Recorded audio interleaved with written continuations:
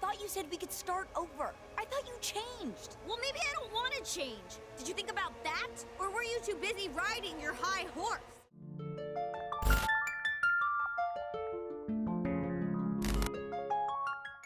Amphibia is a beautiful story about change, and the ways in which we let life define us. It's about what we choose to do with the things we can control, and how we deal with the things we can't. And it explores this idea through the actions of each of the three main characters, Anne Boonchoi, Marcy Wu, and Sasha Waybright. Over the course of 3 seasons, we watch as these characters confront all manner of challenges, and are forced to grow as they confront the worst aspects of themselves. At the start of the show, each of the girls is transported to different corners of the world, and left to their own devices to survive and try to find each other. When they do finally meet up, their time spent separated has drastically changed them, and that fact has far-reaching consequences. It's rare to find a work of animation with such brilliantly flawed characters, and even rarer to find one so interesting and hopeful as Sasha. Sasha is in many ways the central catalyst of the story, and one of the most important forces in the narrative. Were it not for her, Anne would have never stolen the music box that trapped the trio in Amphibia, and throughout the story, Sasha's actions had drastic effects on herself and her friends. Her struggle is defined by her grasp for power in response to change, and her growth comes from the acceptance of the things she can't control. Her story is about facing the human need to have agency in a chaotic and unpredictable world, and the result of letting that drive consume you. But her story is also about how to grow past that fear, to appreciate the beauty in the things around you, to raise up the people in your life, and to be content with the knowledge that you can change. Sasha's slow transformation into a villain and her eventual recovery and redemption serve as a crucial point to Amphibia's central theme, and fundamentally changes not just herself, but Anne and Marcy as well. Join me, friends, as we explore why we love Sasha. Spoiler warning for the entire series.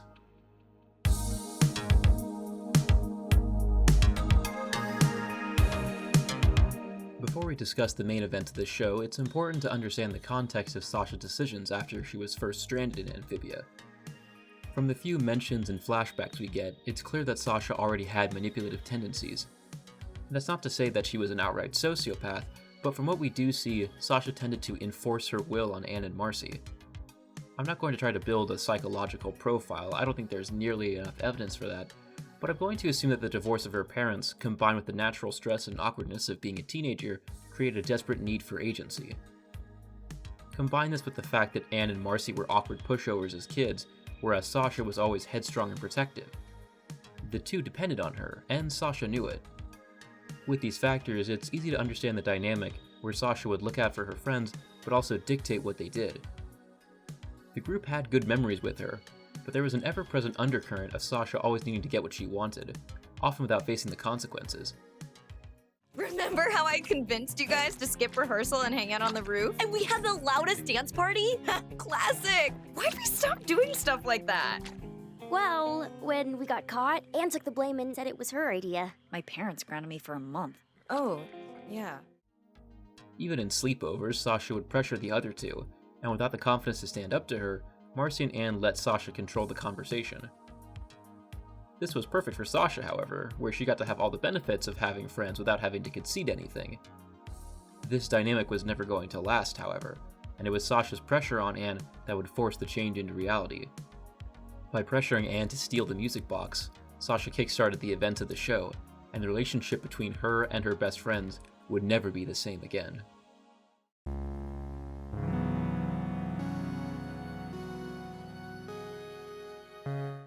As the magic of the music box activated, each of the 3 girls was placed in a wildly different area across the world of Amphibia. Anne found herself in the isolated town of Wartwood, amidst the humble and loving planter family.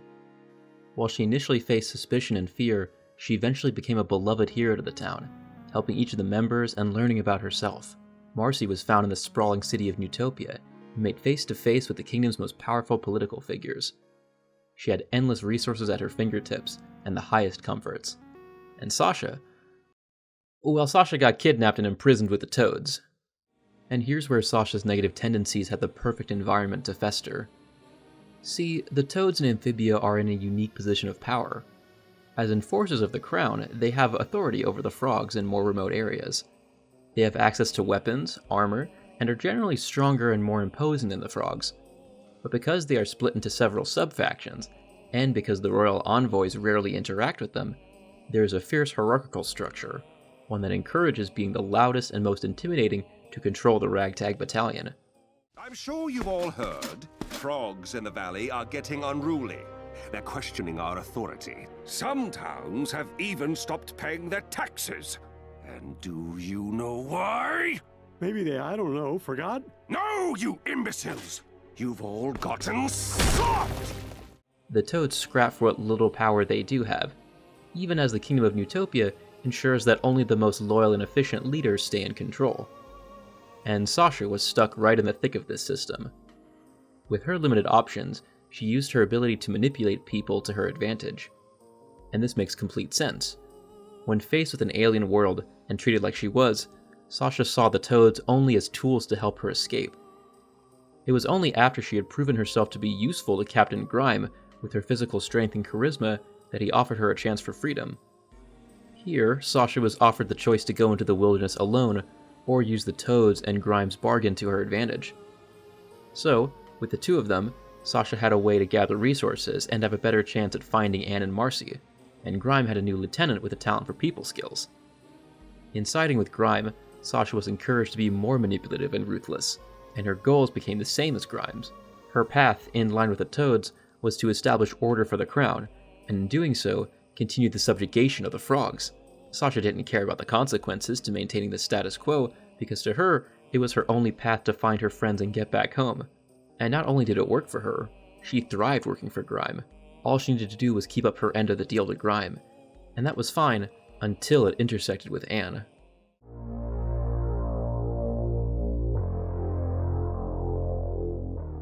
Sasha's reunion with Anne changed her forever.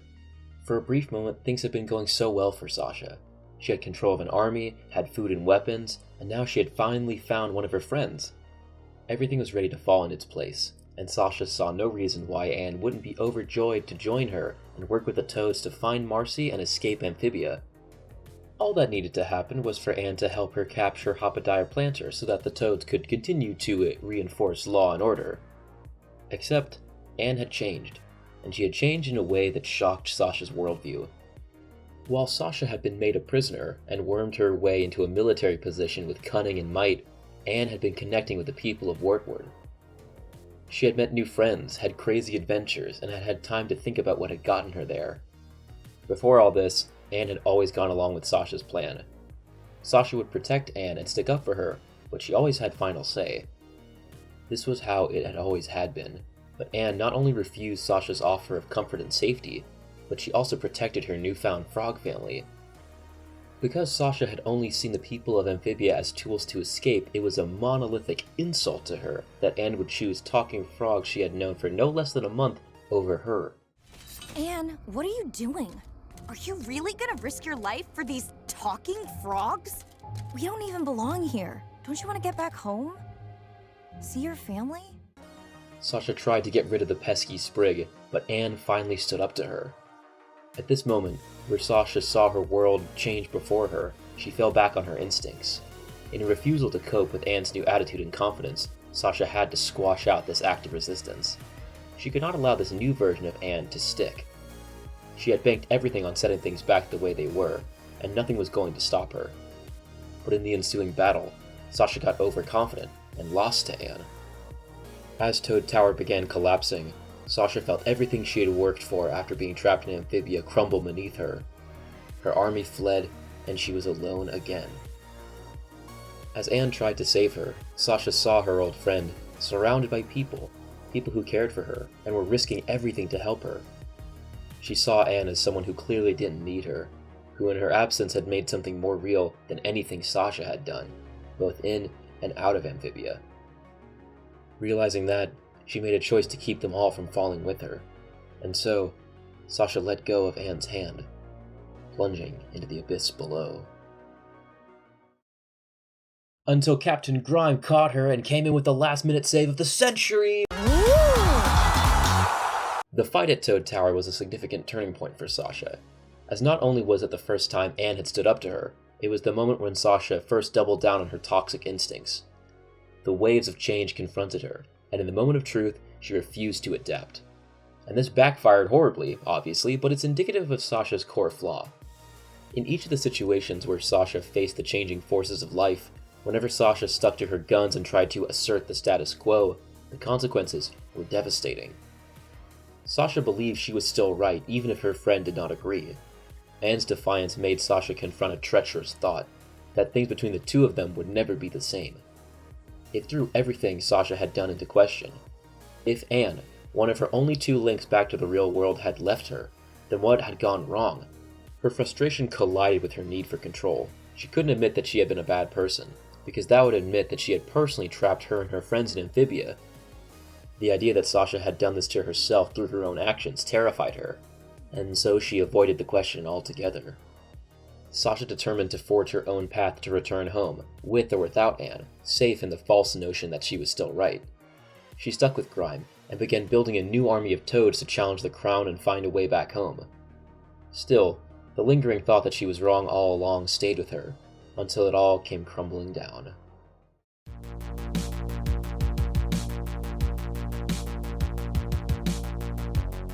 Sasha's actions in Season 2 were an extension of the central conflict she tried to grapple. She was dead set on achieving her goals, no matter the consequences or people she had to force, but the seeds of doubt began to constantly spring up on her. Even as she blatantly lied to Anne's face that she had changed, I'd argue that she still felt bad about doing so, because throughout the episode, she was continuously confronted by signs that things had not fully recovered between the two of them.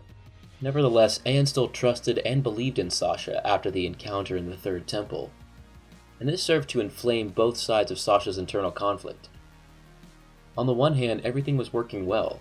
Anne and Marcy believed her, and would go along with her plan without even knowing it. I had them eating out of the palm of my hand at the Third Temple, and this is just a dinner party. And once we rule Amphibia, I'll get this friendship back under control. On the other hand, Sasha saw that her old friends were willing and eager to be with her again, even after the fight at Toad Tower. And during the Battle of the Bands, she realized how empty she would feel without them. Nothing cemented this dilemma in Sasha's mind more than Sprig. Yes, Sprig, this cute little frog boy, became the bane of Sasha's existence, his very presence infuriating Sasha to no end. Sasha despised Sprig because he represented the coming change. He was Anne's new best friend that had supplanted Sasha. Sprig's mistrust of Sasha was a constant threat, always one step away from jeopardizing her plan, revealing her true manipulative intentions and pushing Anne and Marcy away forever.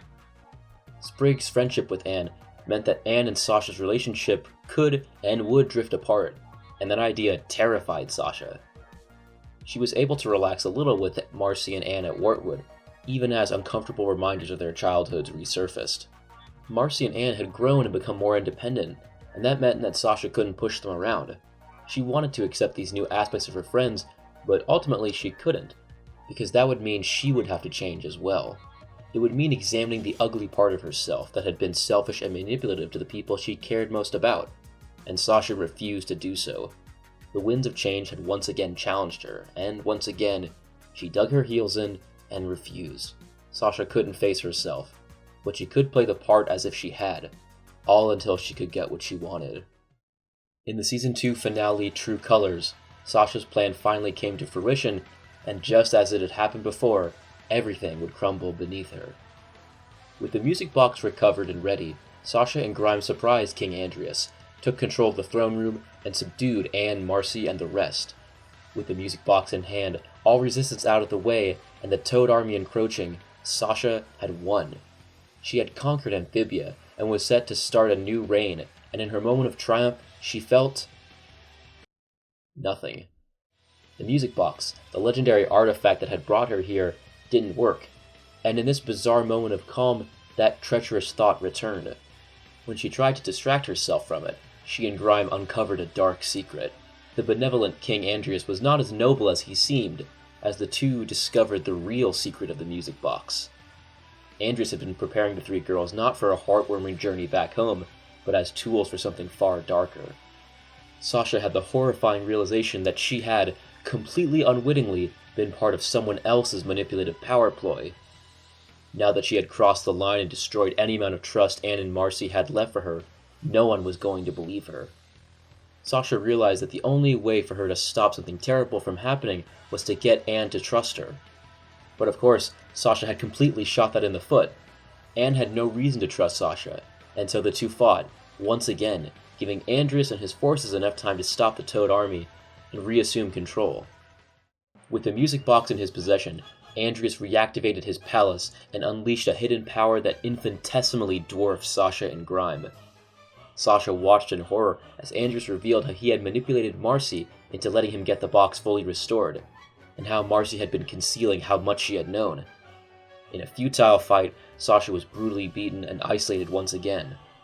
All of her efforts and power plays had done nothing but push her away from her friends and make everything around her worse.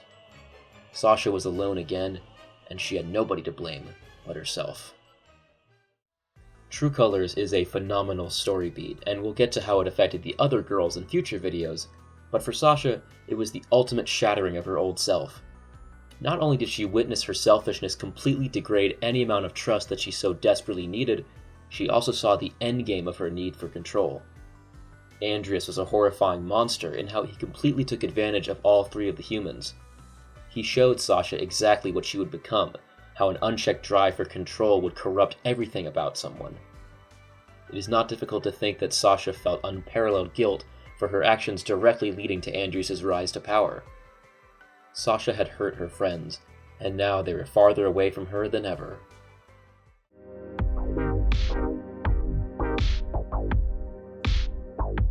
In her escape from Andreas' palace, Sasha took shelter in Wartwood, and among the friends that Anne had made in her journey, Sasha faced the ultimate test.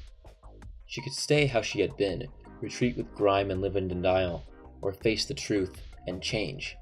Here, after everything she had tried to force her away, and surrounded by living reminders of her best friend's path to improvement, Sasha accepted what she needed to do. After the ensuing battle to protect the town from the invasion she helped to create, Sasha vowed to lead the resistance against Andreas, and rallied the frogs of Amphibia, people she once considered to be only tools who didn't matter, to her side.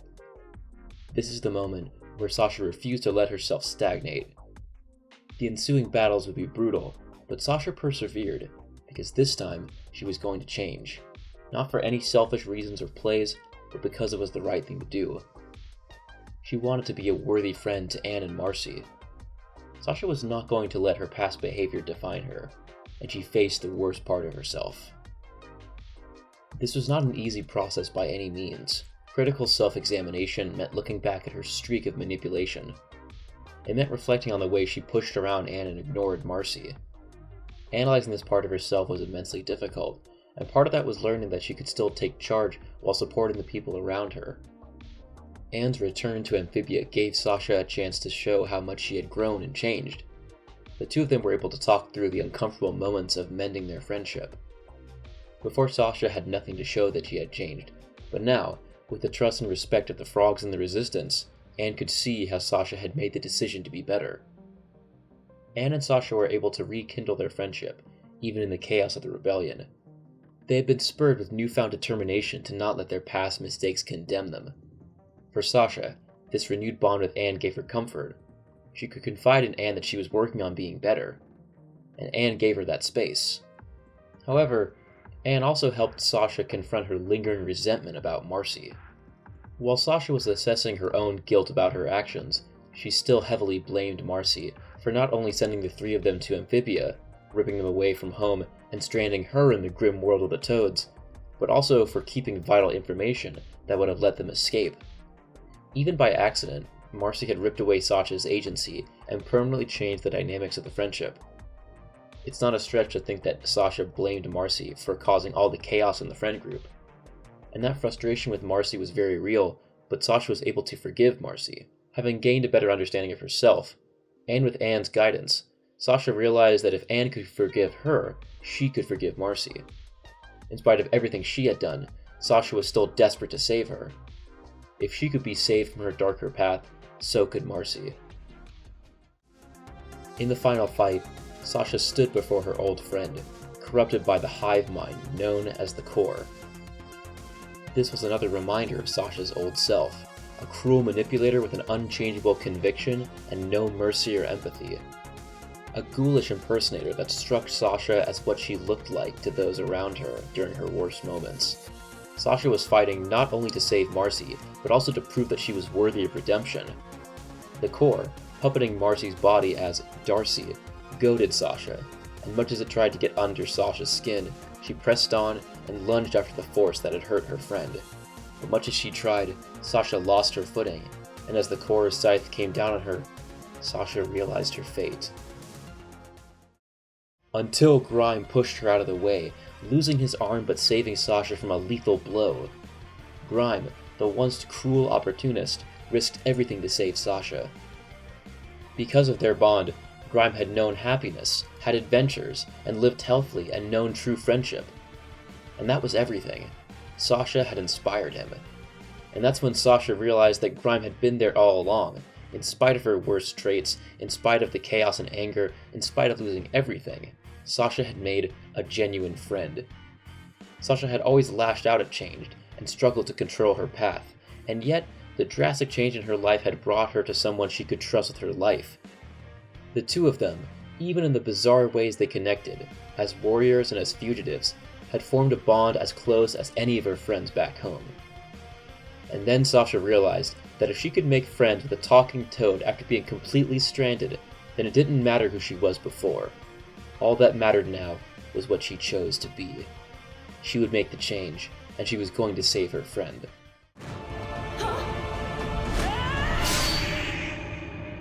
I am not that person anymore. While she had played a part in starting the devastation, Sasha was the one to bring it all to a close. She was the one to finally save Marcy, finally, properly reuniting the trio.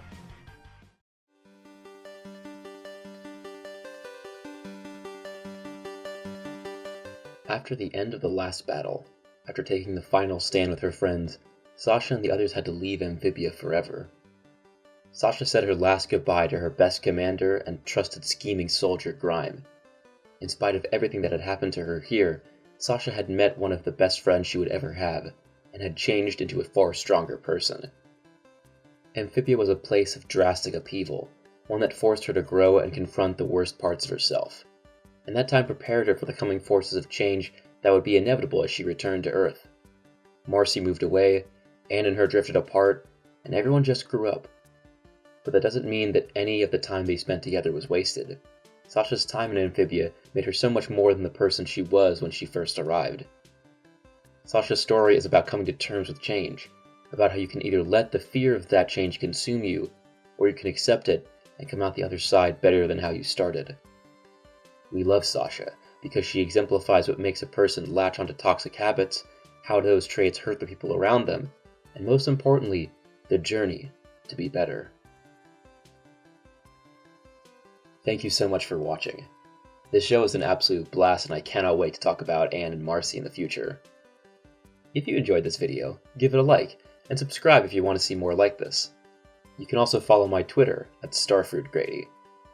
Take care, and have a wonderful rest of your day.